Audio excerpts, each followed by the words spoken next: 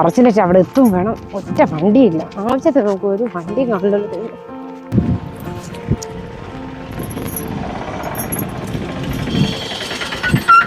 വേറെ ഓട്ടിക്കാൻ പോവാ. ഓ ഓക്കെ.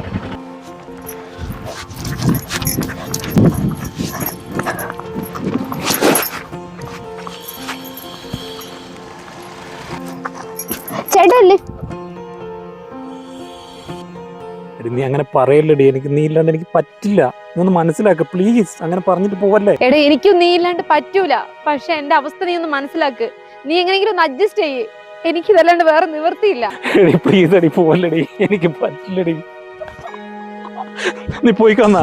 നിന്നെ നോക്കിയോ, നിന്നെ ജീവിക്കാൻ അനുവദിക്കില്ല. പച്ചയ്ക്ക് നിന്നെ ഞാൻ കത്തിക്കും. നോക്കിയൊന്നു. തിരുവനന്തപുരം നെയ്യാറ്റിൻകരയിൽ യുവതിയെ കുത്തിപ്പരിക്കേൽപ്പിച്ചു. സോറി കേട്ടോ. പ്രവീണക്ക് നിനക്ക് അങ്ങോട്ട് പോണ്ടേ? കയറിക്കോ, ഞാൻ കൊണ്ടാക്കാം. വേണ്ട, എനിക്ക് പേടിയാ. ഞാൻ നടന്നു പൊക്കോളാം.